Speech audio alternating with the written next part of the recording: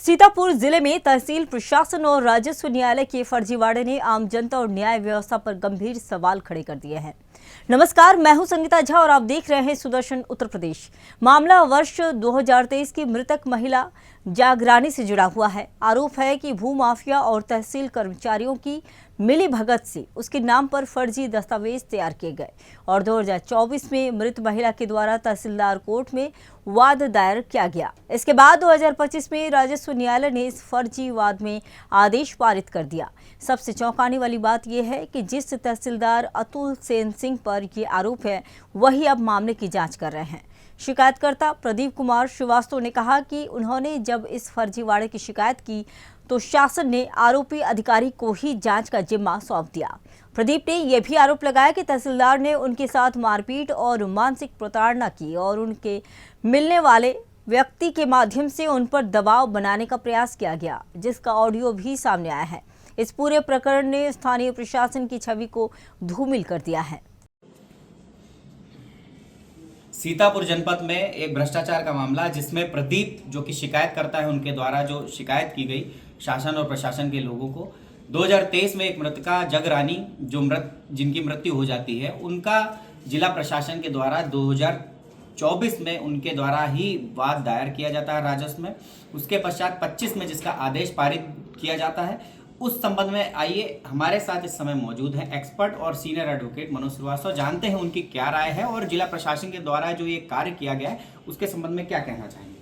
जी, मुझे जानकारी प्राप्त हुई है कि एक प्रदीप श्रीवास्तव नाम के युवा ने, जो स्टाम्प वेंडर था, उसने एक जगरानी नाम की महिला के संबंध में जिला प्रशासन में डीएम साहब को एक कंप्लेंट अपनी प्रस्तुत की है। उसके संबंध में काफ़ी चर्चा है और उसमें ये मामला है कि जगरानी नाम की महिला 27/10/2023 को मर गई थी और उसके बाद उसके संबंध में मृत प्रमाण पत्र वगैरह जारी किए गए और उप जिलाधिकारी मिश्रिक द्वारा उसका आश्रित प्रमाण पत्र भी जारी किया गया और उसके बाद 15/10/24 को उस मृतक जगरानी के अंगूठे लगे कागजों से धारा 34 के अंतर्गत तहसीलदार न्यायालय में आवेदन किया गया और उस आवेदन करने के बाद वो आवेदन अदम पैरवी में निरस्त हुआ और निरस्त होने के बाद उस जगरानी नाम की महिला के ही अंगूठे लगे कागजों से जो मृतक है उसकी ओर से पुनः बाजदार प्रार्थना पत्र संबंधित न्यायालय में प्रस्तुत किया गया और उसके बाद उसी महिला को 29/1/25 को न्यायालय में उपस्थित दिखाते हुए दिनांक 30/1/25 को आदेश पारित किया गया है।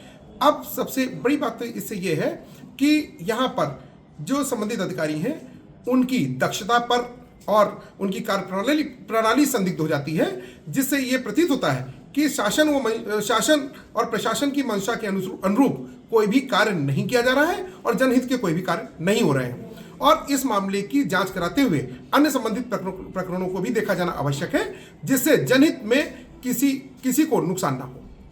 जैसा कि प्रदेश की योगी सरकार के द्वारा अपराध और भ्रष्टाचार के विरुद्ध जीरो टॉलरेंस की नीति अपनाई जा रही है, कहीं ना कहीं आपका ये कहना है कि जमीनी स्तर पर जो स्थानीय प्रशासन है, लोकल प्रशासन के कुछ अंदर के लोग हैं जो इनकी शासन की जो नीति है उसको फेल करने का काम कर रहे हैं क्या? हाँ, इस प्रकरण को देखते हुए तो यही लगता है कि शासन और प्रशासन की नीतियां फेल हो रही हैं।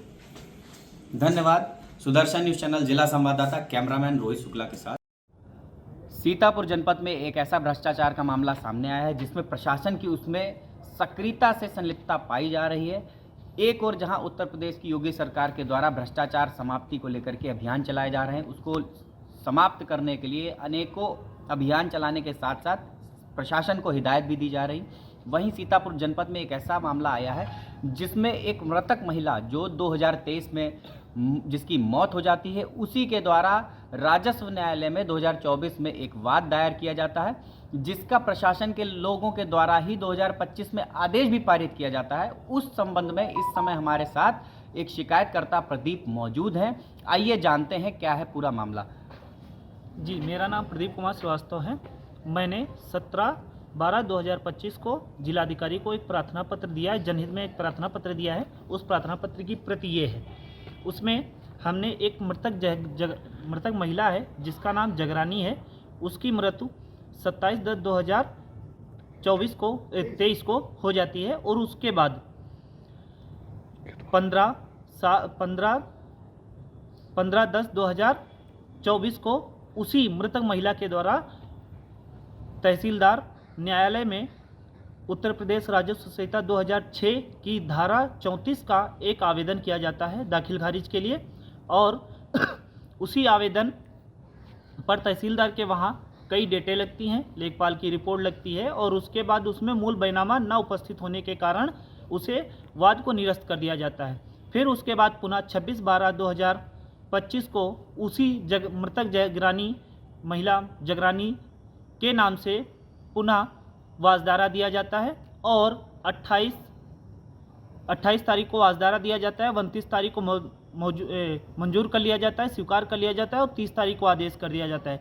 उसी दरमियान में 29 तारीख को उसी मृतक महिला को उस न्यायालय में उपस्थित दिखाया जाता है, जो कि मुमकिन नहीं है। स्वर्ग से कोई महिला तहसीलदार न्यायिक अतुल सेन सिंह की कोर्ट में उपस्थित होना नहीं आवश्यक था, उपस्थित उसमें दिखाया गया, और उसके बाद 30/1/2025 को उसी मृतक महिला के नाम से आदेश कर दिया जाता है।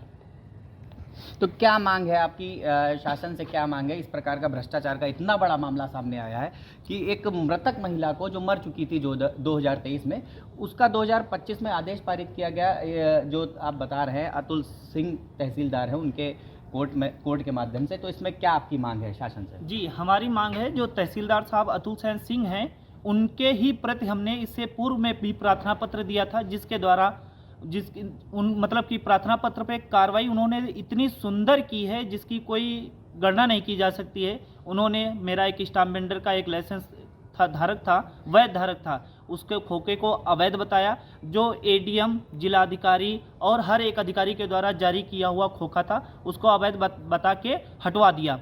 और उसके बाद 28/7/2025 को तहसीलदार साहब हमारे दुकान पे आते हैं। उनकी हमारा एक मित्र था जिसने रिकॉर्डिंग कर ली थी, उस रिकॉर्डिंग को डिलीट कराने का दबाव डालते हैं, और उसके बाद जब मैं मना करता हूं तो वो मेरे को गिरा के मारते हैं और गंदी गंदी गालियां भी देते हैं। रिकॉर्डिंग में बहुत कुछ है, 38 मिनट की रिकॉर्डिंग है, और इससे पहले हमने जो पूर्व प्रार्थना पत्र दिया था उसमें हमने विद CD लगा के तहसीलदार साहब के सब प्रशासन के सभी उच्च अधिकारियों, मुख्यमंत्री, प्रधानमंत्री, राष्ट्र सबको हमने भेजी थी। उसमें तहसीलदार साहब जिसको हम प्रार्थना पत्र तहसीलदार के खिलाफ कर रहे हैं, वही तहसीलदार साहब उसमें आख्या लगा रहे हैं, जो कि कभी मुमकिन नहीं हो सकता है। जिस प्रशासनिक अधिकारी के प्रति हम प्रार्थना पत्र देते हैं वही आख्या लगाए, उससे उच्च अधिकारियों को आख्या लगानी चाहिए थी।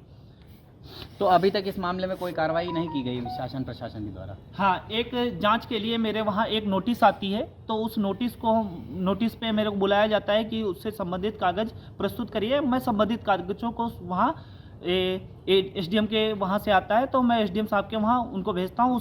तो हमने उसकी प्रति क्या आख्या लगी है उसकी जानकारी लेना चाहा, तो उन्होंने साफ स्पष्ट कहा कि आप एक सूचना अधिकार से आप RTI के माध्यम से आप मांग सकते हैं। जैसा कि इस समय शिकायतकर्ता प्रदीप ने बताया कि यहाँ पर स्थानीय प्रशासन भी संलिप्त है, और इन सब चीज़ों को लेकर के उनके द्वारा भ्रष्टाचार किया गया, और संबंधित में शिकायत करने के पश्चात भी कोई भी कार्रवाई नहीं की गई, और जो स्वयं जो आरोपी है उसी को इसमें जांच आख्या लगाने के लिए ऊपर से प्रशासन के द्वारा उसे ही नियुक्त कर दिया जाता है। तो इस ऐसे मामले में क्या जनता को और लोगों को न्याय मिल सकेगा? ये एक बहुत बड़ा प्रश्न है। धन्यवाद। यह मामला न केवल प्रशासनिक लापरवाही बल्कि न्याय व्यवस्था की पारदर्शिता पर भी सवाल खड़े करता है। सुदर्शन न्यूज इस प्रकरण की आगे भी कार्रवाई और शासन की प्रतिक्रिया की खबर आप तक पहुंचाता रहेगा। इसी तरह की खबरों के लिए बने रहिए सुदर्शन उत्तर प्रदेश के साथ। जय हिंद।